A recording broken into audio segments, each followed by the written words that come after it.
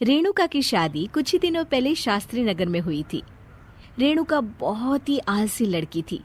वो दिन भर बेड पर सोती रहती या फिर मैगजीन पढ़ती रहती और घर के काम भी धीरे धीरे ही करती। एक दिन उसकी सास उसके पास आती है। बहू, आज बेसन का चिला बना दे, बड़ा मन कर रहा है। हाँ मम्मी जी, बनाती हूँ थोड़ी देर में। थोड़ी देर में? अरे थोड़ी देर में तो रात के खाने का वक्त हो जाएगा बहू। अच्छा जी, तो फिर आप रात का खाना ही खा लीजिएगा ना। हे भगवान, कैसी आलसी बहू मिली है मुझे, हर काम को बस टालती ही रहती है। रेणुका दिन भर बस आलस पना ही करती रहती। एक बार रात के खाने पर सब बैठे हैं तो रेणुका का पति कहता है, अरे ये क्या, आज फिर से करेला? रेणुका, हफ्ते में तीसरी बार ऐसा हुआ है कि करेला बन रहा है। कुछ भी बना लिया करो। अरे इतनी सारी सब्जी मिलती है मार्केट में। हाँ, पर अब कौन मार्केट जाए और सब्जी लेकर आए, इसलिए जो था घर पर वही बना दिया। बहू, फ्रिज खोल कर देखती तो पता चलता कि सारी सब्जियां रखी होती है, पर तुम्हारा आलसपन खत्म हो तो तुम्हारी नजर जाए ना। विशाल कमरे में आकर रेणुका से पूछता है, रेणुका, मैंने कहा था तुमसे कि मेरे लिए रुमाल ले आना। मेरे सारे रुमाल खराब हो गए हैं।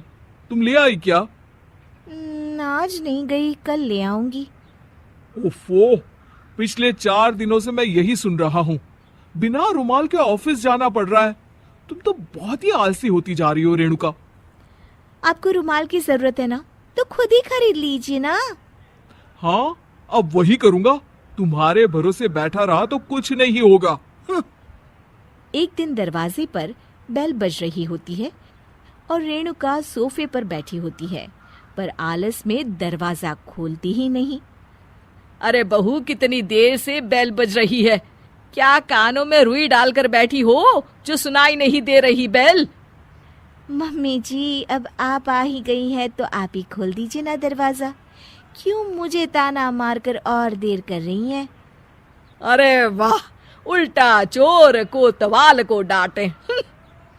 सास दरवाजा खोलती है तो उसकी पड़ोसन दरवाजे पर खड़ी होती है।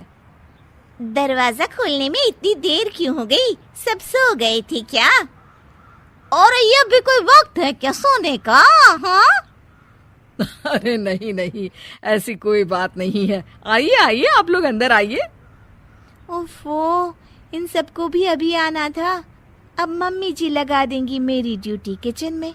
बहू पकोड़े तल दे, बहू चाय बना दे। अरे बहू, सो गई क्या? कब से आवाज दे रही हूँ, जा चाय बना कर लिया। हाँ मम्मी जी, अभी जाती हूँ थोड़ी देर में। सास रेणुका को आंख दिखाती है। मतलब थोड़ी ही देर लगेगी चाय बनाने में, अभी ले आती हूँ, बस झटपट। रेणुका रसोई में जाती है और इसी आलसीपन में वो चीनी की जगह नमक डाल देती है। जैसे ही सब चाय का घूंट भरते हैं, चाय थूक देते हैं। थू थू थू थू, ये कैसी चाय बनाई है तूने रेणुका? इसमें तो सारा नमक भरा है। हाँ, और ये पकोड़े, इसमें इतनी मिर्च है कि मेरी तो हालत ही खराब हो गई खाकर।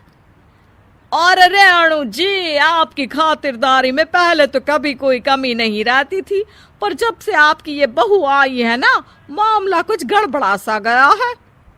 हाँ हाँ, जहाँ आप इतनी एक्टिव हैं, वहीं आपकी बहू एकदम आलसी, एकदम राम मिलाई जोड़ी लगती है।